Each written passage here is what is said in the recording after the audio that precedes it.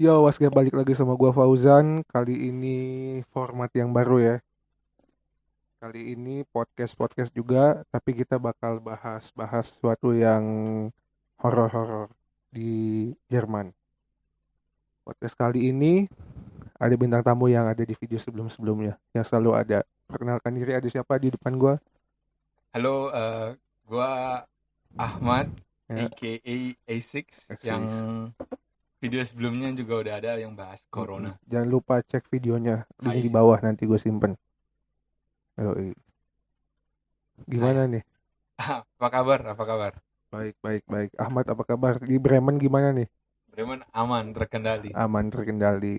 Kalau kita ngeliat statistik corona kemarin sih oke, Ya, dia paling alhamdulillah. Bremen paling rendah ya coronanya. ya nggak nyampe 300 Nggak nyampe yang 300. positif sampai Iya, sekarang. Nggak tahu sampai ke depan sekarang. gimana. Yang meninggal pun nggak sengeri-ngeri di kota lainnya. Ya. Kayak di NRW contohnya. Dan dibayar nih yang katanya kalau udah keluar rumah pun Hmm. bisa kena denda. Oh iya, Ya, di sini pun dendanya. katanya ada denda-denda, tapi nggak tahu. Kayak nggak ada yang keliling-keliling ngecek-ngecek.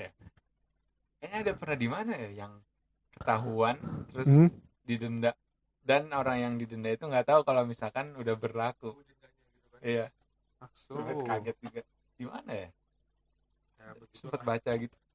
Di kota-kota Jerman beda-beda. Karena kalau kayak di bawah kan di Munchen, daerah Bayern tuh udah deket sama Austria, sama Swiss juga. Yang which is Swiss itu perbatasan langsung sama Itali. Dan Itali kalian tahu sendiri terbesar kedua setelah Cina. Apa Ya, sekarang bahkan terbesar pertama ya, paling banyak. tetap kedua, kayaknya kedua. Kedua Soalnya ya. yang pertama kan Ya, lagi Amerika Amerika banget. ya Amerika banget Ya. kayak gitu. Nah, langsung aja mendingan. Gimana? Selama di Jerman udah berapa tahun Ahmad? eh Hingga saat ini masuk ke tahun kelima. Tahun kelima di Jerman. Ya kalian hitung sendiri berapa tahun. Ya, Di sudah cukup lama di sini. iya, di Jerman gimana nih? Selama 5 tahun ada apa aja yang horor-horor mistis yang perlu alamin? Yang horor-horor mistis itu banyak, Hmm, dari yang nggak masuk di akal sampai masuk di akal, iya. sampai yang belum pernah orang banyak denger, Hmm, sampai yang udah banyak orang denger juga. hmm, Jadi gue sendiri tuh bukan orang yang bisa ngelihat sesuatu gimana gitu. hmm. Salah satu dari cerita yang bakal gue ceritain tuh, jadi punya teman, dia Iya, namanya X, kita sebut X ya, kita sebut X. Oke. soalnya kalau disebut namanya bisa heboh dia. Ayo, ya udah. X Jadi katakan X ya. X Si Fulan, si Fulan, si Budi. si bisa juga dipanggil. Nah, dia tuh teman dekat. Hmm, Terus dia punya kemampuan buat melihat sesuatu yang manusia manusia biasa nggak lihat. nggak lihat ya. Kalau kita mulai diceritain dia, apa mau dari yang ini, kayaknya cocoknya di klimaksnya deh. Soalnya dia yang Bebas bener. gimana Ahmad? Oke. Gimana yang bikin menarik nih, yang bikin penonton penasaran? Oke, yang pertama, cerita seremnya itu,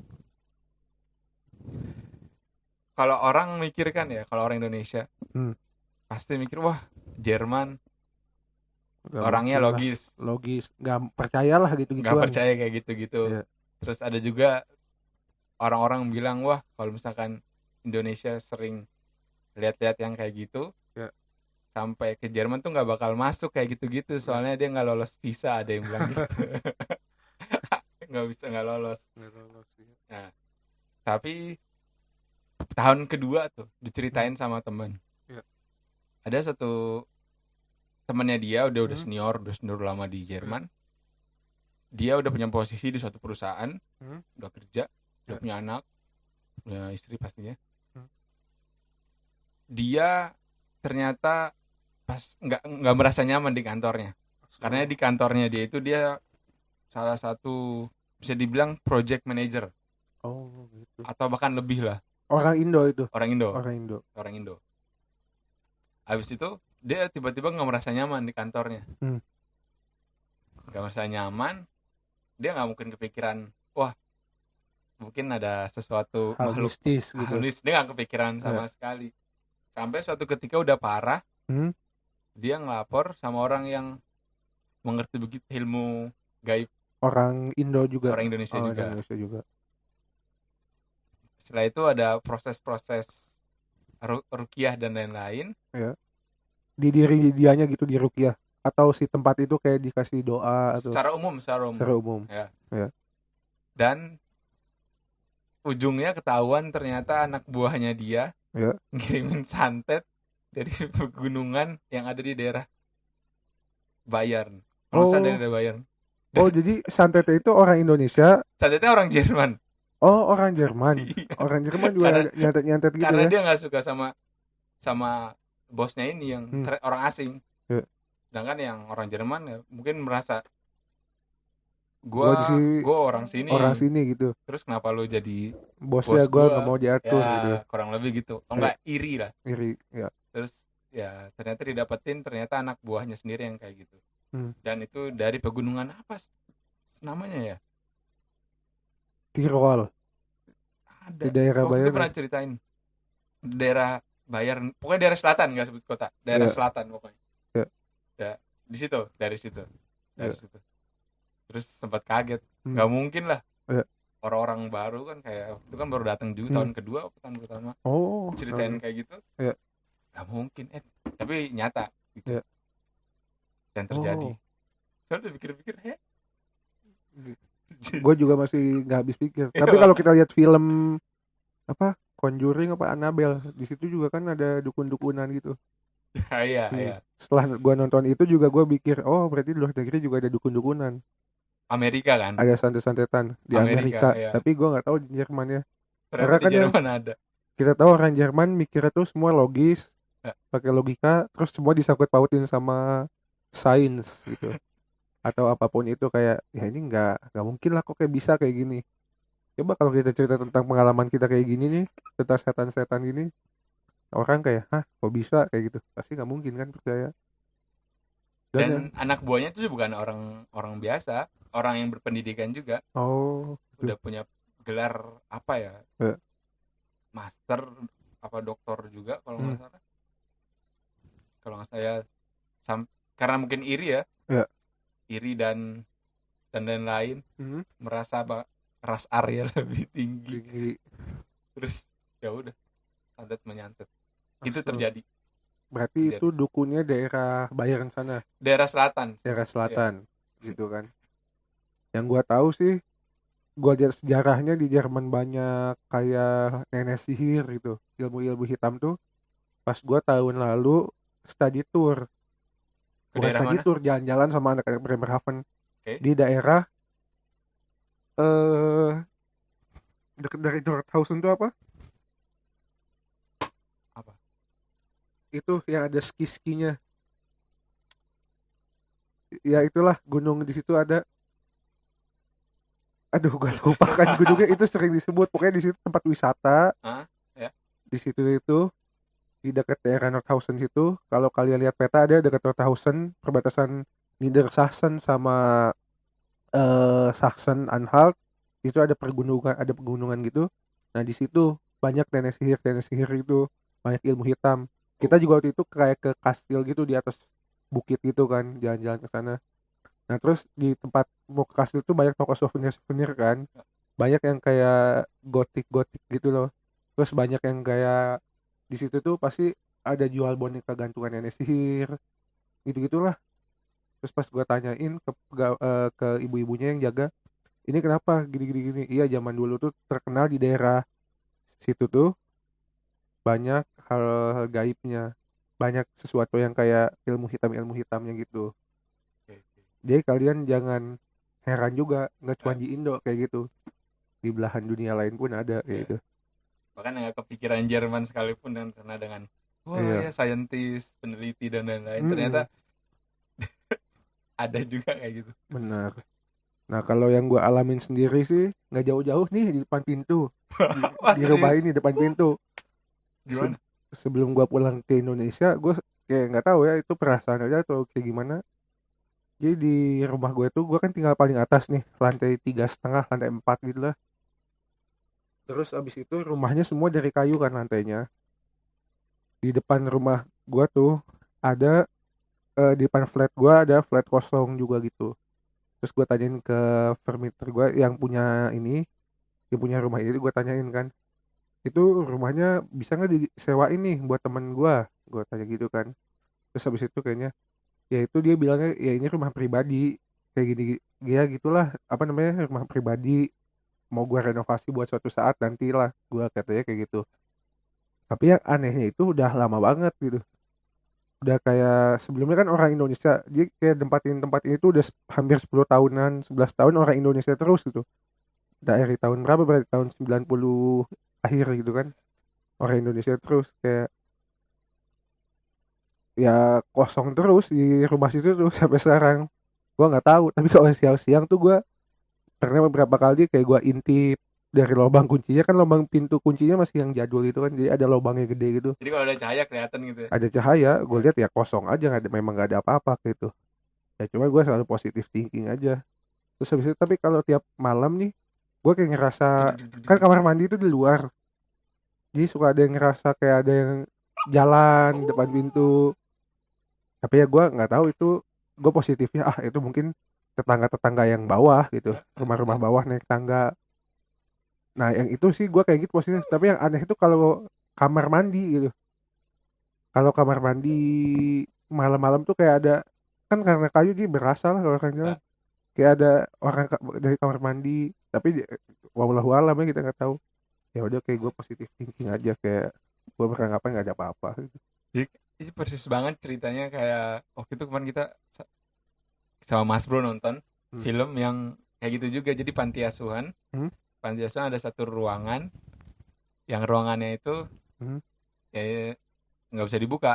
Ya. Orang-orang tamu bilang, kalau ada tamu datang dibilang, wah ini emang nggak kebuka, dikunci, emang kosong. Ya. Ternyata kalau ditanya penghuni lama di Wisma, bukan Wisma, Itu di Jerman filmnya. enggak, ini di Indo.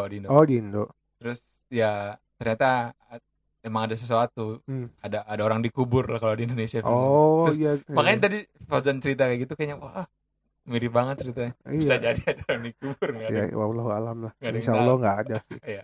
Soalnya tapi setelah gue pulang dari Indo, gue ngerasa kayak ya udah biasa aja, kayak nggak ada apa-apa gitu, kayak lebih tenang aja semuanya, kayak gak ada suara aneh-aneh kayak gitu. Apa dulu karena gue pikirannya negatif gitu lah, Nah, kebanyakan nonton film kebanyakan nonton film horor, ada pengaruhnya kejauhan, juga ya. kayak mungkin ini gini-gini, padahal ya udah sampai sekarang nggak apa-apa. Makanya selama ini gue kalau malam nih, kalau kira-kira jam 10 ke atas udah nggak ngapa-ngapain, udah gue kunci aja kamar mandi,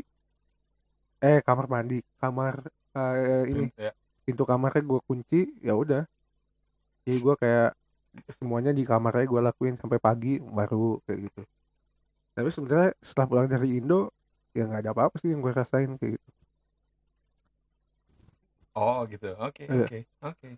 Terus gimana Ahmad, gimana lagi? Ada cerita lagi yang kedua berarti ya. Saya kan yang pertama. Yang Ya. kedua, ada teman si X, sebut si X. Ya. Shout out buat si X. Kalau dia denger, soalnya dia iya. biasanya kalau horor-horor juga denger juga. Ya. Kalau dia ada waktu. Mr. X.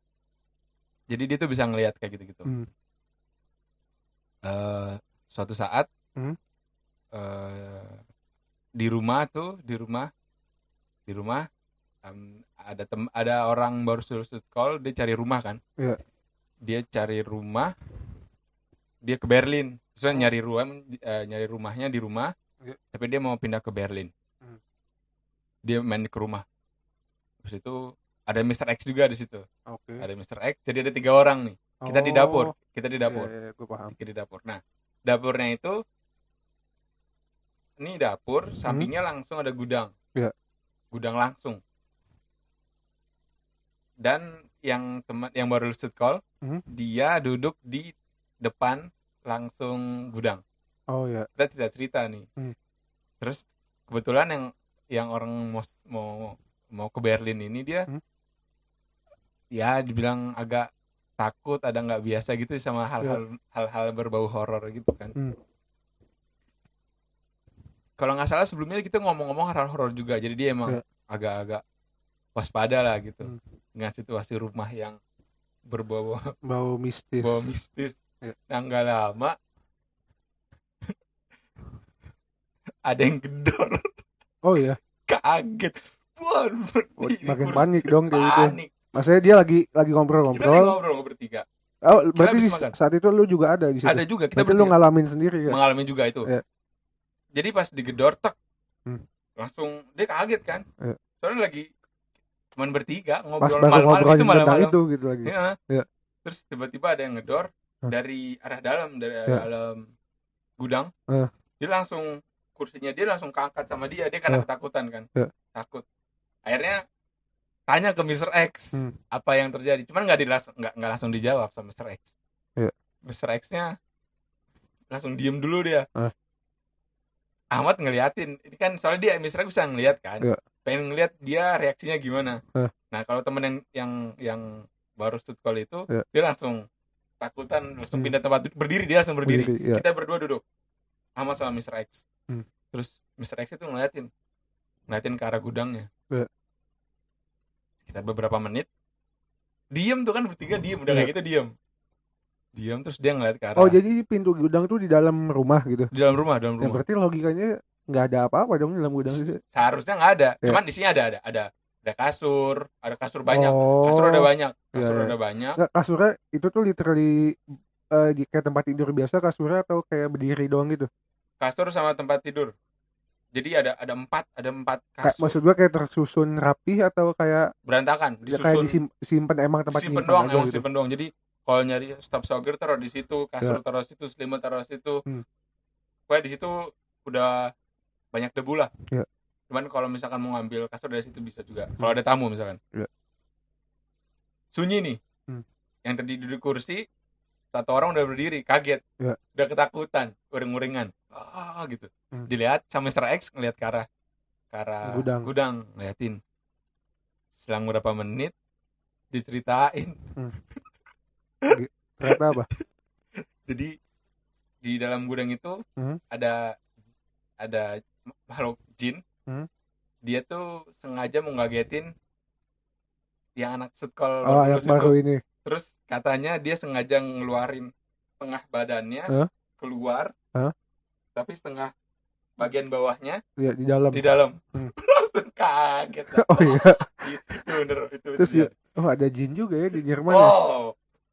Anda masih tahu di Jerman di daerah dekat pantai itu ada jin penjaganya. Mr. X. Mr. X dia tahu. Dia bilang ada penjaganya. Apalagi yang daerah utara. Hati-hati, Bremen, Hamburg, dan lain-lain, Bremerhaven. Di utara. Berarti ada kayak si Nyi Roro Kidul, pantai selatan. Satu pantai selatan. Ya. Jadi gimana nih? Ada lagi ceritanya di Jerman, pengalaman horor. Kita lanjutin yang jin penghuni laut lah. Ya, jin penghuni laut. Jadi disaranin dari Mr. X kalau misalkan kita keluar malam yang di daerah utara ya. Kalau misalkan yang daerah utara pulang malam pulang ke rumah, kalau bisa setelah itu bersih-bersih. Maksudnya mandi dan lain-lain, sholat atau apa, wudu dan lain-lain kalau bagi muslim. Karena biasanya ada yang ngikutin. Pasukan laut nih. Pasukan laut. SpongeBob lagi dan kawan-kawan. Pasukan laut. Dia ngikutin saran dari Mr. X. Jadi ya buat warga-warga utara. Warga utara jangan lupa anak Hamburg, Bremen, Wilhelmshaven dan sebagainya. Bremerhaven tuh yang mepet-mepet pantai. Ya, kalian harus banyak bertobat. Sholatlah sebelum disolatkan gitu. Kalau gue sih ada nih yang terakhir kayaknya ya, sebelum kita tutup, pendek aja. Sebenarnya masih ada beberapa cerita lagi, cuman mungkin kita simpan part buat 1 ya. Kalau misalkan viral baru dilanjutin. Kalau banyak yang tonton, tulis di kolom komentar. 1 juta. 1 juta aja kejauhan. Mau 1000 subscriber susah. Siapa lagi 1 juta yang nonton? Pasukan laut. Astagfirullahaladzim, gak boleh kayak gitu. Astagfirullahaladzim, istighfar. Kalau gue sih dulu ini pas gue baru ke Jerman, jadi gue tuh kayak 4 bulanan gitu tinggal di flat yang rame-rame gitu. Terus habis itu gue tuh mau pindah ke rumahnya Dandi waktu itu. Mister Dandi. Mister Dandi. Oke. Mister S berarti. Mister S. Mister S Dandi. Cuman buat 2 bulan doang karena dia lagi ke Indo. Gue sewa kamarnya. Habis itu gue pindah ke tempat student college ke Cikau. Nah pas mau pindah ke Dandi, Dandi posisi lagi ujian. Gue 2 minggu bingung kan tinggal di mana. Di rumah pertama kontrak ya habis. Di Dandi baru minggu ketiga bisa masuk. Ya udah gue 2 minggu cari tempat. Gue akhirnya ke tempat rumah gue yang lama. Kan itu rumah di koordinir sama yang punya kursus bahasanya. Gue bilang gue butuh rumah nih 2 minggu karena rumah berikutnya baru ada 2 minggu lagi. Oh ya udah disiapin. Akhirnya adalah di daerah Neustadt sana dekat klinikum. Pas gue ke sana ya udah gue pindah sana 2 minggu. Tapi gue selama 2 minggu tuh kayak padahal di situ tuh rame banget. Rumahnya 3 lantai 4 lantai. Hampir lantai paling bawah aja ada 6 kamar, lantai 2 aja ada 4 kamar, lantai 2 aja ada 4 kamar kan. Itu rame tapi gue ngerasa kayak sepi banget kalau malam-malam. Terus ya kan ada balkonnya gitu, enak lah rumahnya gitu ada balkon. Kalau gue lihat keluar di rumah gedung seberang tuh ada yang lebih tinggi dari gue, kayak selalu ada yang ngeliatin gue, kayak ada yang ngintip kayak gitu. Terus gue kayak takut gitu loh. Kayak entah gimana kayak nggak enak hati, nggak enak perasaan tiap malam. Ya udah gue kayak ya udah gue selalu berusaha lupain lah. Terus gak lama gue bosen kan itu, sekitar gue udah 10 hari tinggal di situ, kayak hari ke 11 ke 12 berarti gue kayak tinggal 3 harian lagi mau pindah kan, 4 harian lagi. Gue kayak bikin bosen kan, saking bosennya malam-malam gue bikin video sinematik horor itu yang kemarin gue liatin tuh, yang video itu. Nah itu tuh gue kepikiran gara-gara itu. Kalian bisa lihat aja ada video sinematik horor gitu 1 menit, itu rumah gue yang lama. Nah gue bikin video itu. Nah, terus itu gue kayak ngerasa ada yang ngeliatin kayak, terus kayak pintu balkon kan kalau di Jerman kan bisa di kayak pintu biasa bisa dibuka gitu kan. Ya. Nah si pintu itu suka kayak nggak ada apa-apa, kayak buka sendiri kayak gitu. Nah ya udah, tapi nggak tahu sampai sekarang gue nggak tahu itu sebenarnya apaan. Atau mungkin angin. Atau bisa jadi angin Malam biasanya kan. Bisa jadi angin malam. Terus gue nggak tahu kalau yang ngintip-ngintip itu siapa. Mungkin orang aja kali atau halusinasi itu bayangan. Tapi gue yakin kayak ada sesuatu yang aneh gitu. Tapi sampai sekarang belum terjawab itu sesuatu yang anehnya apa. Jadi merasa diamati ya. Iya, merasa diamati terus. Masalahnya itu rumah gordengnya itu kayak terbuka nih, kayak dapur gue gitu aja gitu. Sekedarnya nggak ada gordengnya. Jadi gue kayak nggak nyaman gitu. Mana kasur gue ngadep ke sono lagi kan. Makanya tiap mau tidur kayak tenang. Makanya setelah itu berarti hari ke-12 di rumah itu, ke-12 ke-13 itu gue ngundangin anak-anak. Gue masak-masak, gue nginap kayak gitu. Atau mungkin itu bagian dari adaptasi tubuh sama negara Jerman mungkin ya, karena beda kan, baru datang juga waktu itu kan. Bisa jadi sebawas-was, jadi nggak ada yang aneh sebenarnya bisa jadi sebenarnya gak ada yang aneh yang tadi sih cerita pertama sama ceritanya Ahmad itu gue baru tahu sih kalau di Jerman tuh ternyata ada hal-hal kayak gitu juga ya. Ya mungkin gimana Ahmad, ada yang mau ditambahin lagi? Ya paling ini part pertama dulu ya, kalau misalkan banyak yang suka bisa dilanjutin. Cuman gini, pribadi bukan orang yang bisa ngelihat kayak gitu-gitu dan nggak mau. Kalau diberi izin juga kalau bisa jangan dan nggak mau. Cuman dapat takdir punya temen dan punya kemampuan itu, punya temen yang punya kemampuan yang dia cerita dan kebetulan juga jadi saksi mata yang walaupun nggak bisa ngelihat, jadi di tempat TKP langsung, cuman ngalamin langsung ya, kayak digedor-gedor lagi saat itu kan udah. Ya itu wah, gue kalau di situ juga kayak semalaman udah bingung gue mau ngapain. Ya kan? Iya, itu sih. Kalau misalkan diberikan kemampuan kayaknya belum mau. Bukan nggak mau. Jangan sampai lah ya, karena belum tentu kita kuat kayak gitu. Iya kan, ada yang bilang juga kalau misalkan bisa ngelihat kayak itu gitu disebutnya kelebihan. Karena kalau misalkan di apa ya, dipikirin lagi kayaknya itu jatuhnya kekurangan ya. Maksudnya bukan apa ya, kayak sesuatu yang enggak apa ya, bukan kelebihan sebenarnya. sebenarnya ditolak aja. Gimana ya? Bukan kelebihan pokoknya. Dia kayak nggak perlu lah gitu. Sebenarnya gitu. Ya. Cuman banyak yang diartikan wah punya kelebihan yang bisa ngelihat kayak gini kayak gini. Padahal orang yang bisa ngeliat sendiri dia bilangnya nggak belum tentu kuat gitu. Iya belum tentu kuat. Makanya. Ya bayangin aja dia bisa lihat 2 dunia gitu kan Ya. tiap hari.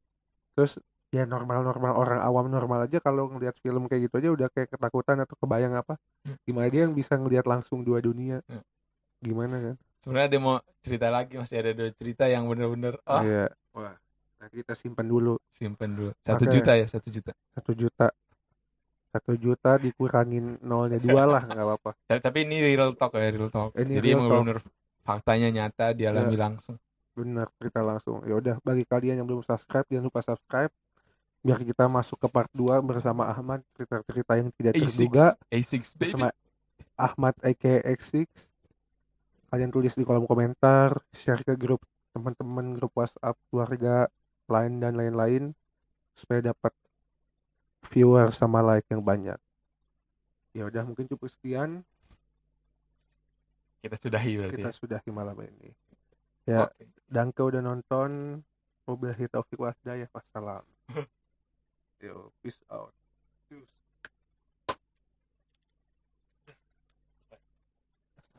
Berapa menit?